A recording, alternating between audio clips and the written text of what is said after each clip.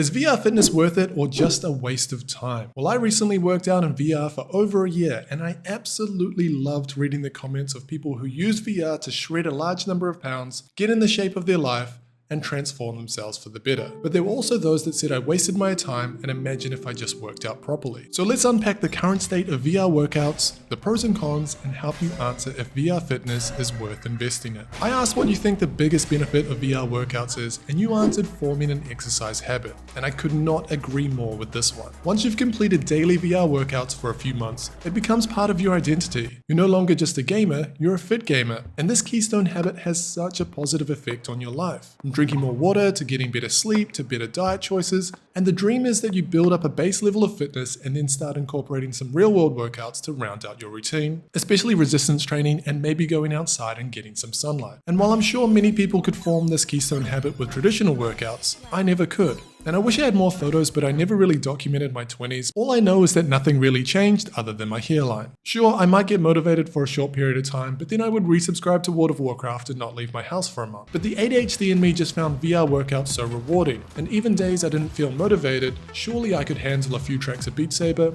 or do a couple of runs of Until You Fall. There was always a new game to try, and while I do enjoy the dedicated fitness app, I also heavily relied on games that actually games first, and then you just kind of get covered in sweat by accident. Anyone that's finished a few rounds of Thrill of the Fight knows exactly how intense VR cardio can be. And think about it, if you ditch the headset for a second, you're literally just shadowboxing, which is an incredible workout and used all over the world in real life boxing gyms and fitness studios. In my own biased opinion, it's even better gamified because you have some guy in your living room trying to beat the living crap out of you, or you're in a virtual arena with an audience cheering you on. Investing in a fitness tracker might be a good idea here as well, and you could try experimenting with different games that focus on different things. So for example, if I set up a long playlist on Audio Trip, I get a pretty consistent heart rate of around 140, which is my zone 3, and I can do that for about 30 minutes. Or I could have a few rounds of Dragon Fist VR Kung Fu in multiplayer and see my heart rate skyrocket to 170, which is definitely getting into that threshold training level, and then I need a few minutes to recover so I don't die. And then there's the breaking of time perception, and you can easily lose track of time when immersed in a VR game. A 30-minute workout can feel like just 10 minutes, and it helps you get in a good sweat session without the usual clock watching. And I think this is so important when you don't like fitness yet. And I say yet because I think once you have built up the habit, you will begin to like fitness, but to this day, it's still kind of scary. You know, my VR workouts are often ended by the Quest 3's battery, not by me getting bored or tired. And then when I take the headset off, I'm completely out of breath and I'm like, yeah, maybe it is time for a break. As we age, we tend to move less. Now, throughout my 20s, I worked an office job and my favorite hobby was flat screen gaming. So I was basically seated for the whole day. And even when I did go through my burst of motivation, it would normally be something like steady state cardio in the form of running, or some basic weightlifting at the gym, mostly working in that same plane of motion. And as a result, I lost so much mobility. You know, I could not sit on the ground, I couldn't touch my toes, and my splits was an embarrassment. I had the classic tight ankles, tight hips, rounded shoulders, and tech neck. And while I still very much have all of these, but this is something that I'm actively working on and making improvements on every day. Playing games like Pistol Whip or Blast On get you moving in all directions, and side squatting and lunges can do wonders for those tight hip flexors. And now there are even games like Yoga VR and Recharge, which incorporate yoga and stretching into VR. One bonus one I just thought of is privacy and having the ability to work out in the comfort of your own home. Heading out to the gym or running in public can be a bit scary. You know, you can be worried you're too skinny, too fat, too weak, too unfit. And so building up a baseline fitness at home can be a nice idea. Then once you have the confidence to go out into the real world and get your move on, you'll realize that no one actually gives a shit about you and it's just focused on themselves. But still, it's nice. Alright, into the cons. And once again, I asked the question, and kicking us off, we have comfort. And it's true, you're going to be wearing half a kg on your face and sweating all over this thing. It's especially gross when you're using the stock cushion face mask and you're halfway through a workout and maybe need to use the bathroom and then come back. But it's like wet, but cooled down, and it's cold and wet now. It's just nasty. Now you can make this slightly more bearable by investing in a silicone face mask. I'm using a custom one made by Oblique, and I'll leave a link in the description for $10 off. Now because of the material, you can just wipe the sweat off, and the fact that it's custom made, it actually fits my long, narrow, alien shaped head. Unfortunately, this one is only available if you live in the US for now, and you also need an iPhone for the face scan, but they are going to be expanding to other markets in the future. Now I've also tested the Maker one, which is pretty solid and a bit cheaper too. In the future, this is going to get better as well. Zuck has already stated his vision and having fitness specific headsets that are light and have breathable materials. And then of course in the distant future with AR glasses, this is going to be huge.